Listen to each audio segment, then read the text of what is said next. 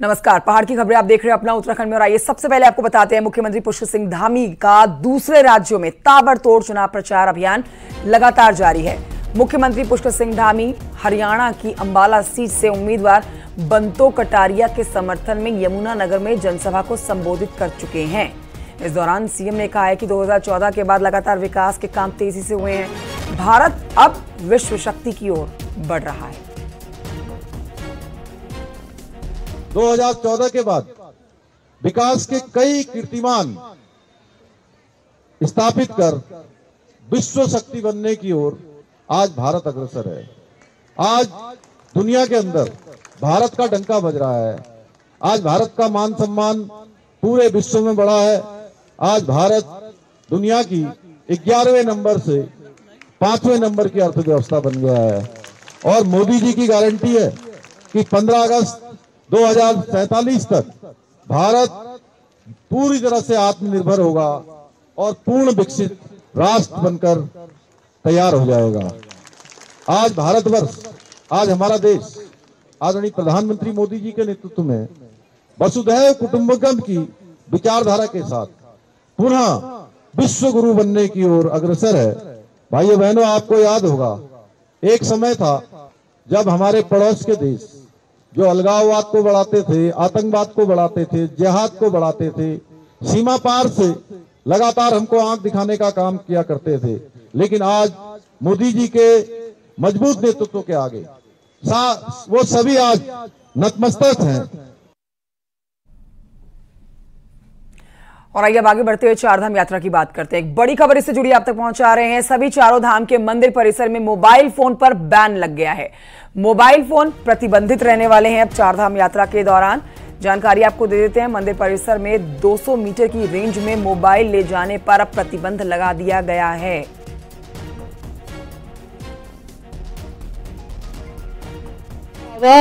ये भी निर्देश दिए जा रहे हैं कि जो चारों धाम है उसके मंदिर परिसर के 200 मीटर के अंतर्गत कोई भी मोबाइल का प्रयोग नहीं करेंगे, क्योंकि मंदिर के पास मोबाइल प्रयोग करने से भी यात्रा में व्यवधान हो रहा है। ये भी निर्देश बहुत सख्ती से इनका पालन किया जाएगा। सभी पुलिस अधिकारियों को, सभी जिलाधिकारियों को ये निर्देश दे दिए गए हैं कि सख्ती से यात्रा को सुरक्षित तरीके से चलाएं। केदारनाथ में बाहर से आ रहे कई युवा सोशल मीडिया के लिए वीडियो बनाने के लिए ढोल और नगाड़े बजाकर वीडियो शूट कर रहे हैं, जिसका तीर्थ पुरोहित विरोध कर रहे हैं। इसी को देखते हुए एक बड़ा कदम उठा लिया गया है। 200 मीटर तक मोबाइल फोन बैन रहेंगे। पुरोहितों का कहना है कि धाम में शोर शराबा करना ठीक नहीं है, क्योंकि इसका बुरा असर पर्यावरण पर पड़ता है। लोग भी परेशान हो रहे हैं।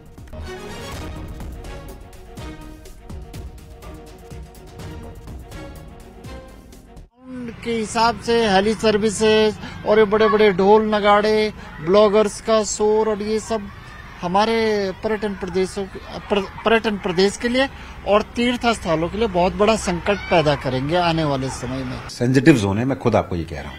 हम एक बार उसमें आपदा देख चुके हैं, कितनी विकराल आपदा आई थी वहां पर। हम कोई ऐसी चीज नहीं चाहते जिससे कि हमारे धामों को नुकसान हो। हम कोई ऐसी चीज नहीं चाहते जिससे आपदा वापस आ सके। हम कोई ऐसी चीज ना करें जिससे कि जान माल का नुकसान हो। तो चारों धामों में श्रद्धालुओं का सैलाब उमड़ा हुआ है। अभी तक 3,37,000 श्रद्धालु चारों धामों में दर्शन कर चुके हैं। केदारनाथ में अभी तक सबसे ज्यादा 1,55,000 से ज्यादा श्रद्धालु दर्शन कर चुके हैं। बद्रीनाथ की आप बात करते हैं तो यहाँ पर 45,637 यात्रियों ने बद्री विशाल के दर्शन किए हैं। गंगोत्री में अभी तक 66,000 श्रद्धालु पहुंचे हैं और यमुनोत्री में अभी तक 70,000 भक्तों ने मां यमुना का आशीर्वाद लिया है।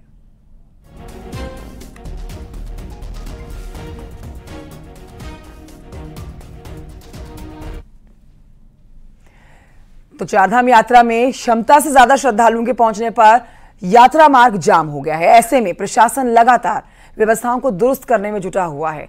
यमुनोत्री और गंगोत्री धाम पूरा पैक नजर आ रहा है, जिसके चलते बड़ी संख्या में यात्रियों को पिछले 3 दिनों से विकास नगर के हबर्टपुर बस अड्डे पर रोका जा रहा है।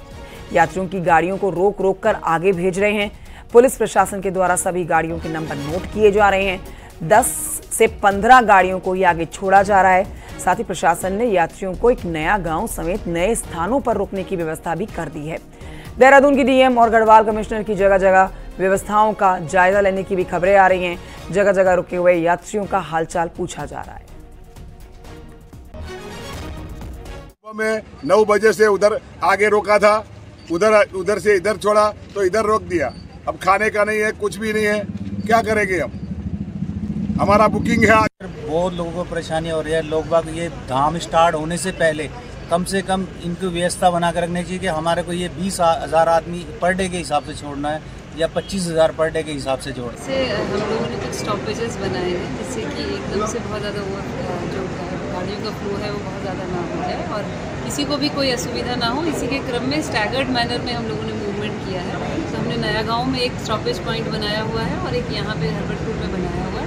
और हम लोग चारों धामों में कुछ रेगुलेट कर रहे हैं। फिलहाल बद्रीनाथ जी, केदारनाथ जी, इसमें कोई दिक्कत नहीं है, बहुत स्मूथ यात्रा चल रही है। यमुनोत्री की भी मोरालेस ठीक है, थोड़ा सा गंगोत्री रूट पर जाम की स्थिति थी, लेकिन आज दोपहर बाद से वहाँ स्थितियाँ काफ़ी नॉर्मल हुई। और आइए आगे बढ़ते आपको बताते हैं, सीएम पुष्कर सिंह धामी के निर्देश के बाद सचिव मुख्यमंत्री आर मीनाक्षी सुंदरम गंगोत्री यमुनोत्री धाम की यात्रा व्यवस्था की मॉनिटरिंग के लिए उत्तरकाशी में डटे हुए हैं। सचिव सुंदरम ने गंगोत्री धाम और यात्रा पड़ावों का निरीक्षण करके यात्रा व्यवस्थाओं का जायजा लिया। उन्होंने तीर्थ यात्रियों से यात्रा सुविधाओं के बारे में फीडबैक लेने के साथ ही यात्रा से जुड़े पुरोहित, होटल व्यवसाय के साथ बैठक की है। सचिव ने कहा है कि चारधाम यात्रा को सुगम, सुरक्षित, सुव्यवस्थित बनाए रखने के लिए शासन प्रशासन के द्वारा सभी जरूरी कदम उठाए जा रहे हैं। वजह से और उसके साथ साथ ये जो 42 सीटर की बस आ रहे हैं वो आमने सामने नहीं हो पाते हैं, उसकी वजह से रोक करके छोड़ना पड़ रहा है और यात्रियों को असुविधा हो रही होगी और यात्रियों की संख्या भी बढ़ गई है, तो गाड़ियों की संख्या भी काफी ज्यादा है। उधर उत्तरकाशी में गंगोत्री हाईवे पर जैम के हालात सामान्य होने लगे हैं। गेट सिस्टम से यात्रियों को यात्रा कराई जा रही है। इस दौरान यात्री भक्तिमय माहौल में झूमते गाते हुए नजर आ रहे हैं।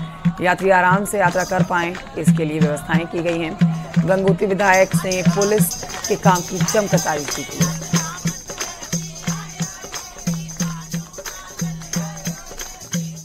वन वे ट्रैफिक से अब यात्रा बाकायदा सुचारू रूप से चलने लग गई और जो ऊपर जाम लगा उससे पूरा फर्क, क्योंकि अगर वास्तव में जो सारी गाड़ियां ऊपर को चली जाती तो कोई ना कोई बड़ी घटना हो सकती थी, लेकिन पुलिस प्रशासन ने बहुत जिसको पुलिस कप्तान ने लगातार इस पे मॉनिटरिंग की।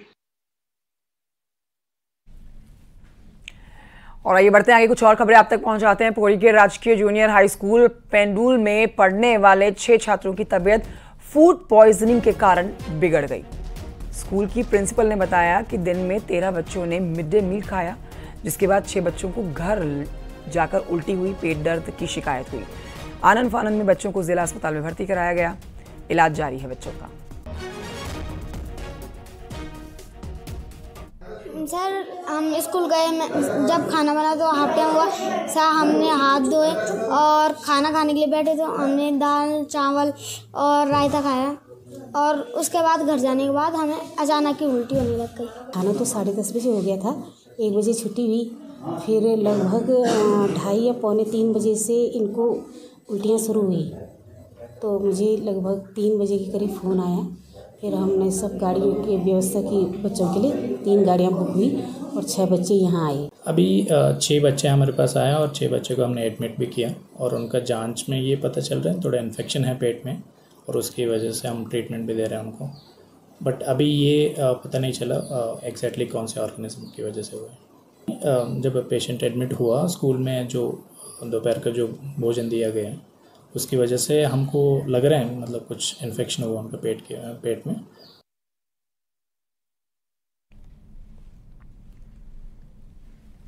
और आइए अब आपको बताते हैं, नैनीताल हाई कोर्ट की शिफ्टिंग के मामले में अब ये जो मामला है पूरी तरह से उलझता हुआ नजर आ रहा है। हाई कोर्ट बार एसोसिएशन ने सुप्रीम कोर्ट में इस मामले को लेकर एसएलपी दायर की है।